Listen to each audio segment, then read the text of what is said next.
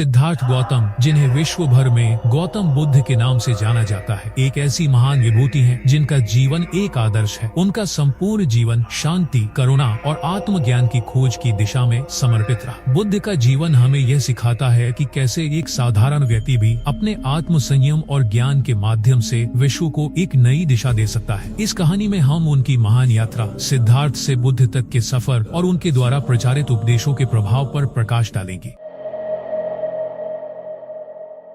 सिद्धार्थ का जन्म लगभग 563 ईसा पूर्व में लुम्बिनी में हुआ था। उनके पिता राजा शुद्धोधन कपिलवस्तु के शासक थे। सिद्धार्थ का बचपन विलासिता और आराम में बीता। उनके पिता ने उन्हें सभी प्रकार की दुख और तकलीफों से दूर रखा ताकि उनका मन कभी भी सांसारिक जीवन से विमुख न हो। सिद्धार्थ की जीवन की दिशा तब बदली जब उन्होंने पहली बार बुढ़ापा, बीमारी और मृत्यु देखी। इन तीन अनुभवों ने उनके मन को गहरे चिंतन में डाल दिया। उन्होंने महसूस किया कि जीवन केवल सुख और आनंद से भरा नहीं है, बल्कि इसमें दुख और कष्ट भी शामिल है। उन्होंने यह ठान लिया कि वे जीवन के इन रहस्यों को समझेंगे और सत्य की खोज करेंगे। अपने 29वें वर्ष में सिद्धार्थ ने अपने परिवार और महल का त्याग कर दिया और सत्य की खोज में निकल पड़े। उन्होंने कई वर्षों तक कठोर तपस्या की, विभिन्न गुरुओं के साथ अध्ययन किया, लेकिन उन्हें आत्मज्ञान की प्राप्ति नहीं हुई। अंततः उन्होंने यह समझा कि आत्मज्ञान का मार्ग केवल तपस्या से नहीं, बल्कि मध्यम मार्ग से प्राप्त किया जा सकता है। सिद्धार्थ ने बोधगया में एक पीपल के वृक्ष के नीचे ध्यान लगाकर बैठने का निर्णय लिया। उन्होंने संकल्प लिया कि जब तक उन्हें आत्मज्ञान की प्राप्ति नहीं होगी, वे यहाँ से नहीं उठेंगे। कई दिनों की गहन साधना के बाद उन्होंने ज्ञान प्राप्त किया और गौतम बुद्ध बने। यह वह क्षण था जब उन्होंने 4 आर्य सत्य और अष्टांग मार्ग की खोज की,